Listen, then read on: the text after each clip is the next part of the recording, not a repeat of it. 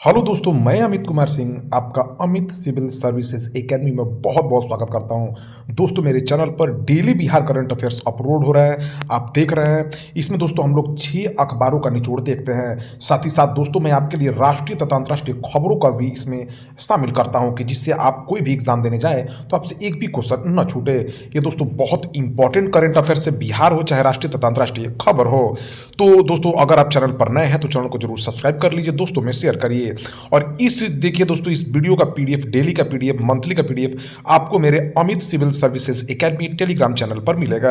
आप मेरे YouTube page पर टेलीग्राम का लिंक दिया हुआ, वहां से भी जाकर खोल सकते हैं। तो चलते हैं आज के पहले क्वेश्चन की तरफ। दोस्तों देखिए, डाक विभाग की सुकन्या स्मृति योजना के तहत बेटियों के खोले गए खातों की संख्या के मामले में बिहार पूरे देश भर में किस स्थान पर आया है। देखिए दोस्तों, डाक विभाग की सुकन्या स्मृति योजना के तहत बेटियों के खोले गए खातों की संख्या के मामले में बिहार पूरे देश भर में 5वें स्थान पर है। ठीक है, डाक विभाग की सुकन्या स्मृति योजना के तहत बेटियों के खोले गए खातों की संख्या के मामले में बिहार पूरे देश भर में 5वें स्थान पर आया है। 1 अप्रैल 2023 से 28 दिसंबर 2023 तक बिहार में कुल 1,15,294 खाते खोले गए हैं। पहले स्थान पर उत्तर प्रदेश है। सुकन्या स्मृति योजना केंद्र सरकार द्वारा 2015 में शुरू की गई योजना है। बिहार में पहली बार कितने एनडीपीएस कोर्ट खोले जाएंगे? तो 7 खोले जाएंगे दोस्तों। बिहार में पहली बार मादक पदार्थों तथा नशीली दवाओं की तस्करी या अवैध व्यापार से जुड़े हुए मामलों की सुनवाई के लिए स्वापक औषधियों और मनः प्रभावी पदार्थों यानी जिसका एनडीपीएस का फुल फॉर्म दोस्तों नार्कोटिक ड्रग्स एवं साइकोट्रोपिक सब्सटेंसेस के लिए विशेष न्यायालय खोले जाएंगे मादक पदार्थों की और अवैध दवाओं की तस्करी के खिलाफ। ठीक है, इसके तहत पश्चिमी चंपारण में 1, पूर्वी चंपारण, मुजफ्फर तथा पटना में 2 एनडीपीएस कोर्ट खोले जाएंगे। बिहार के मद्य निषेध मंत्री सुनील कुमार हैं। बिहार में 1 अप्रैल 2016 से शराबबंदी लागू है। बिहार में पहली बार आयोजित हो रहे क्रिकेट के रणजी ट्रॉफी में बिहार रणजी टीम के कप्तान कौन बने हैं? देखिए, बिहार में पहली बार आयोजित हो रहे क्रिकेट के रणजी ट्रॉफी में बिहार रणजी टीम के कप्तान आशुतोष अमन हैं। बिहार क्रिकेट एसोसिएशन के अध्यक्ष राकेश कुमार तिवारी हैं। बिहार के खेल मंत्री जितेंद्र कुमार रॉय हैं। बिहार के किस जिले में बन रहे दूसरे एम्स को केंद्र सरकार से बनाने की अनुमति मिल गई है? देखिए दोस्तों, बहुत दिनों से दरभंगा में जो दूसरा एम्स बन रहा है बिहार का शोभन बाईपास में, वहां पर अनुमति मिल जाने के बाद भी बिहार सरकार वहां पर जमीन दे दिया, सब कुछ कर दिया, लेकिन केंद्र सरकार उसके लिए राजी नहीं थी। लेकिन बिहार सरकार अब केंद्र सरकार के बीच समन्वय बन गया है और दरभंगा के शोभन बाईपास में एम्स बनाने को केंद्र सरकार की तरफ से भी अनुमति मिल गई है। ठीक है, तो बिहार के स्वास्थ्य मंत्री तेजस्वी यादव हैं। भारत के स्वास्थ्य मंत्री मनसुख मंडाविया हैं। बिहार के पर्यटन मंत्री तेजस्वी यादव ने बोध गया में तिब्बती गुरु दलाई लामा से मुलाकात के दौरान बिहार में पर्यटन क्षेत्र में 50 करोड़ तक का निवेश करने पर कितना अनुदान देने की घोषणा की है। देखिए दोस्तों, तिब्बती गुरु दलाई लामा जो है अभी बोध गया में है, वहाँ पर धर्म सम्मेलन हो रहा है। उसी कड़ी में हमारे उप मुख्यमंत्री तेजस्वी यादव पर्यटन मंत्री भी हैं, पर्यटन क्षेत्र में 50 करोड़ तक का निवेश करने पर अनुदान देने की घोषणा की है। देखिए दोस्तों, 50 करोड़ के निवेश तक जो निवेश करेगा उसको 10 करोड़ का अनुदान दिया जाएगा और जो 50 से 100 करोड़ तक का निवेश करेगा उसे 25 करोड़ अनुदान देने की घोषणा की है। विश्व वैज्ञानिकों के सर्वे 2023 में बिहार के किस जिले के रहने वाले प्रोफेसर नृपेंद्र पी राणा ने 335वां स्थान हासिल किया है? देखिए, विश्व वैज्ञानिकों के सर्वे 2023 में बिहार के वैशाली के रहने वाले प्रोफेसर नृपेंद्र पी राणा ने 335वां स्थान हासिल किया है। बिहार के विज्ञान और प्रौद्योगिकी मंत्री सुमित कुमार सिंह हैं। बिहार में कहां पर दूसरा ग्लास ब्रिज बनाया जाएगा? देखिए, पहला ग्लास ब्रिज राजगीर में है जो पर्यटकों के लिए एक बहुत लोकप्रिय जगह है। अब दूसरा ग्लास ब्रिज भी दोस्तों राजगीर में ही बनाया जाएगा। ठीक है, राजगीर बिहार के नालंदा जिले में स्थित है। राजगीर में आपको zip line, wrestling, rock climbing, sky cycling, archery ring और सस्पेंशन ब्रिज जैसी कई एडवेंचर एक्टिविटी करने को मिल जाती है। राजगीर के प्रमुख पर्यटन स्थलों में से एक है विश्व शांति स्तूप। यह स्तूप भगवान बुद्ध के शांति और विश्व संघ के प्रतीक के रूप में जाना जाता है।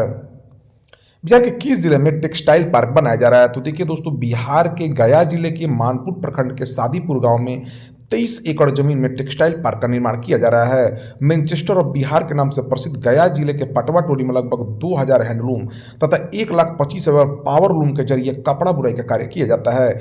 इससे लगभग 40,000 श्रमिकों को रोजगार मिल रहा है। बिहार के उद्योग मंत्री समीर कुमार महासेठ हैं।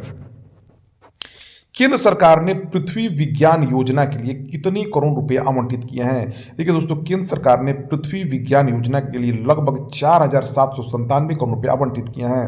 पृथ्वी योजना का उद्देश्य वायुमंडल महासागर के दीर्घकालिक अवलोकनों को बढ़ावा देना है। प्रधानमंत्री श्री नरेंद्र मोदी के नेतृत्व में भारत सरकार ने पृथ्वी विज्ञान मंत्रालय नाम की एक व्यापक योजना लॉन्च की है।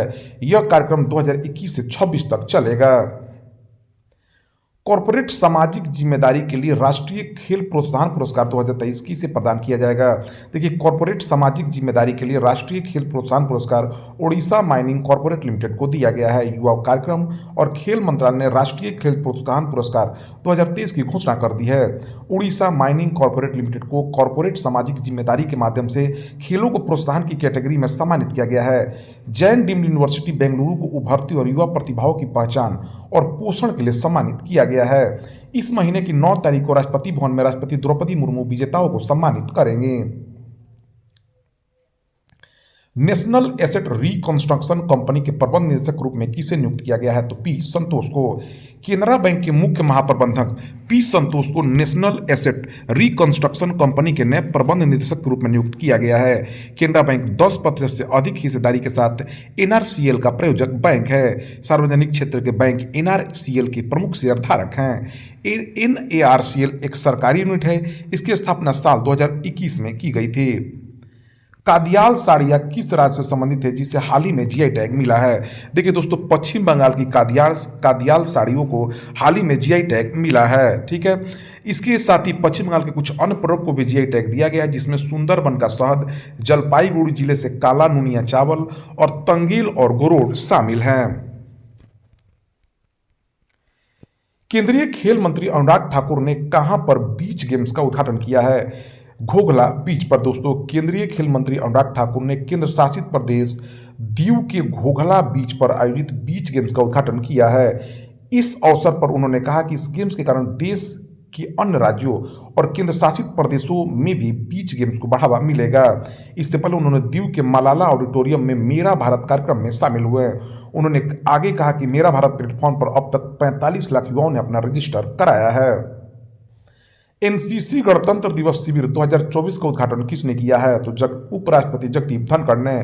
उपराष्ट्रपति जगदीप धनखड़ ने दिल्ली कैंट में एनसीसी गणतंत्र दिवस शिविर 2024 का उद्घाटन किया है। इस अवसर पर उन्होंने कहा है कि एनसीसी कैडेट युवाओं की गतिशीलता का प्रतीक है और संगठन के स्थापित अनुशासन को दर्शाते हैं। उन्होंने आगे कहा कि आगामी गणतंत्र दिवस के दौरान महिला कैडेट 2 महिला बैंड के साथ 2 विशिष्ट टुकड़ियों में कर्तव्य पथ पर मार्च करेगी। भारतीय क्रिकेट कंट्रोल बोर्ड ने उड़ीसा के किस क्रिकेटर पर 2 साल का प्रतिबंध लगा दिया है? तो देखिए, भारतीय क्रिकेट कंट्रोल बोर्ड ने उड़ीसा के क्रिकेटर सुमित शर्मा पर 2 साल के लिए प्रतिबंध लगा दिया है। सुमित शर्मा पर यह प्रतिबंध कई जन्म प्रमाण पत्र देने के कारण लगाया गया है। शर्मा सीजन का अपना पहला रणजी ट्रॉफी मैच खेलने के लिए टीम के साथ बड़ौदा गए हुए थे, जहां गवर्निंग बॉडी की अनुशासनत समिति ने उन्हें निलंबन पत्र सौंपा है। हाल ही में किस केंद्रीय मंत्री ने अरहर दाल के ई पोर्टल को लॉन्च किया है? तो केंद्रीय सहकारिता मंत्री सह गृह मंत्री अमित शाह ने गुरुवार को ई पोर्टल लॉन्च किया। अरहर दाल का इस पोर्टल के माध्यम से किसान अपनी उपज को बेचकर अच्छी कमाई कर सकेंगे। अरहर की खरीद सरकारी एजेंसी नेफेड और एनसीसीएफ करेगी। 2027 तक भारत दाल के क्षेत्र में आत्मनिर्भर बनेगा। महाराष्ट्र की पहली महिला डीजीपी कौन बनी है? तो देखिए दोस्तों, महाराष्ट्र की पहली महिला डीजीपी रश्मि शुक्ला बनी है। ठीक है, वे महाराष्ट्र की पहली महिला डीजीपी हैं। देश की पहली महिला आईपीएस किरण बेदी हैं। महाराष्ट्र के मुख्यमंत्री एकनाथ शिंदे हैं। महाराष्ट्र के राज्यपाल रमेश बैस हैं। मुकेश अंबानी को पछाड़कर एशिया के सबसे अमीर व्यक्ति कौन बन गए दोस्तों? तो पूरे विश्व भर में गौतम अडानी जो है 12वें स्थान पर हैं। उन्होंने मुकेश अंबानी को पछाड़कर एशिया के सबसे अमीर व्यक्ति का खिताब पाया है। किस देश में दुनिया की सबसे जहरीली मकड़ी हरकुलस फनल वेब मकड़ी पाई गई है? तो दोस्तों, ऑस्ट्रेलिया में यह पाई गई है मकड़ी। हरकुलस फनलवे मकड़े। ऑस्ट्रेलिया विश्व का सबसे छोटा महाद्वीप है। एबेल तस्मान और कप्तान जेम्स कुक ने इस महाद्वीप को खोजा था। ऑस्ट्रेलिया के पूर्वी तट पर भारी मात्रा में मूंगा चट्टान पाया जाता है। इसे ग्रेट बैरियर रीफ के नाम से जाना जाता है। ऑस्ट्रेलिया की राजधानी कैनबरा। ऑस्ट्रेलिया के प्रधानमंत्री एंथनी एल्बनीज हैं। हाल ही में रिपोर्ट के अनुसार कौन सा देश कैंसर से हुई मौतों के मामले में एशिया में दूसरे स्थान पर आया है? तो देखिए दोस्तों, एशिया में कैंसर से हुई मौतों के मामले में भारत दूसरे स्थान पर आया है। हाल ही में रिपोर्ट के अनुसार भारत कैंसर से हुई मौतों के मामले में एशिया में दूसरे स्थान पर आया है।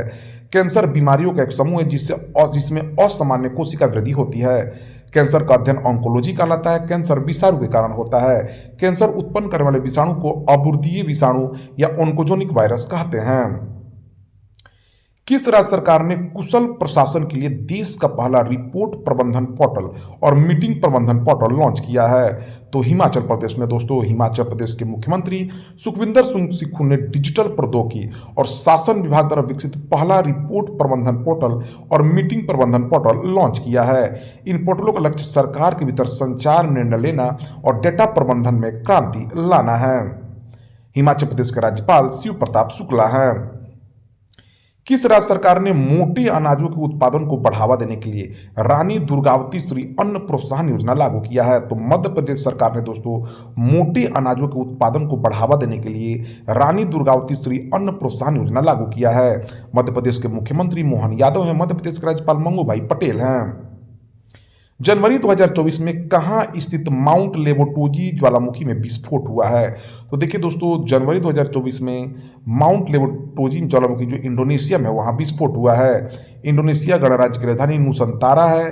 पहले जकार्ता था, लेकिन धीरे धीरे राजधानी नुसंतारा में शिफ्ट किया जा रहा है। ये 17,508 द्वीपों वाला देश है। यहाँ के राष्ट्रपति जोको विडोडो हैं। दुनिया में सबसे ज्यादा सक्रिय यानी एक्टिव ज्वालामुखी इंडोनेशिया में ही है। यहाँ पर कुल 121 ज्वालामुखी हैं। संयुक्त राष्ट्र और अन्य अंतर्राष्ट्रीय संगठन में भारत का अगला अस्थायी प्रतिनिधि किसे नियुक्त किया गया है? तो संयुक्त राष्ट्र और अन्य अंतर्राष्ट्रीय संगठन में अगला स्थायी प्रतिनिधि अरिंदम बागची को नियुक्त किया गया है। श्री अरिंदम बागची को जिनेवा में संयुक्त राष्ट्र और अन्य अंतर्राष्ट्रीय संगठनों में भारत के अगले राजदूत अस्थायी प्रतिनिधि के रूप में नियुक्त किया गया है। संयुक्त राष्ट्र की स्थापना 24 अक्टूबर 1945 को संयुक्त राष्ट्र अधिकार पत्र पर 50 देशों के हस्ताक्षर के साथ हुई थी। संयुक्त राष्ट्र महासभा ने एंटोनियो गुटेरेस को 1 जनवरी 2022 से 31 दिसंबर 2026 तक दूसरे कार्यकाल हेतु 9वें संयुक्त राष्ट्र महासचिव के रूप में नियुक्त किया है। 3 जनवरी 2024 को किस देश ने दुनिया की सबसे बड़ी रेडियो टेलीस्कोप परियोजना में शामिल होने की घोषणा की है? देखिए दोस्तों, 3 जनवरी 2024 को सबसे बड़े रेडियो टेलीस्कोप में शामिल होने के लिए भारत ने घोषणा किया है। भारत सरकार ने स्क्वायर किलोमीटर एरे ऑब्जर्वेटरी में शामिल होने के लिए औपचारिक रूप से हस्ताक्षर किया है। सरकार ने 1250 करोड़ रुपए के अंतर्राष्ट्रीय मेगा विज्ञान परियोजना स्क्वायर किलोमीटर एरे में भारत की भागीदारी के लिए मंजूरी दी है। यह विश्व के सबसे बड़े रेडियो टेलीस्कोप का प्रस्ताव है जो अफ्रीका और ऑस्ट्रेलिया में स्थित होगा। इस परियोजना में ऑस्ट्रेलिया, कनाडा, चीन, भारत, इटली, न्यूजीलैंड, दक्षिण अफ्रीका, स्वीडन, नीदरलैंड और यूके शामिल हो गए हैं। जनवरी 2024 में किस देश ने हिम तेंदुआ को अपना राष्ट्रीय प्रतीक घोषित किया है? तो किर्गिस्तान ने दोस्तों। किर्गिस्तान ने आधिकारिक तौर पर हिम तेंदुआ, जिसको वैज्ञानिक नाम पैंथेरा अनीसिया है, को अपना राष्ट्रीय प्रतीक घोषित किया है, जो संरक्षण और पारिस्थितिक संतुलन के प्रति अपनी प्रतिबद्धता को दर्शाता है। हाल ही में किस देश ने फतह 2 नामक मिसाइल का सफल परीक्षण किया है? तो फतह 2 पाकिस्तान द्वारा विकसित एक निर्देशित मल्टी लॉन्च रॉकेट सिस्टम है। ये 400 किलोमीटर तक की दूरी पर उच्च परिशुद्धता के साथ लक्ष्य को भेदने में सक्षम है। पाकिस्तान के प्रधानमंत्री शहबाज शरीफ है। पाकिस्तान के राष्ट्रपति आरिफ अलवी हैं। हाल ही में किस राज्य ने हाटी समुदाय को अनुसूचित जनजाति का हट्टी या हाटी समुदाय को अनुसूचित जनजाति का दर्जा प्रदान किया? तो हिमाचल प्रदेश ने। हिमाचल प्रदेश ने सिरमौर जिले के ट्रांसगिरी क्षेत्र के हट्टी समुदाय को अनुसूचित जनजाति का दर्जा देने की अधिसूचना जारी कर दी है। हिमाचल प्रदेश के मुख्यमंत्री सुखविंदर सिंह सुक्खू हैं। हिमाचल प्रदेश के राज्यपाल शिव प्रताप शुक्ला हैं। तो दोस्तों, यह रहा 5 जनवरी 2024 के सभी इंपॉर्टेंट बिहार करंट अफेयर्स और राष्ट्रीय करंट अफेयर्स। तो दोस्तों, चैनल से जुड़ जाइए, दोस्तों में शेयर करिए। इससे इंपॉर्टेंट बिहार करंट अफेयर्स या राष्ट्रीय अंतर्राष्ट्रीय खबर आपको नहीं मिलने वाला है। Thank you for watching my videos.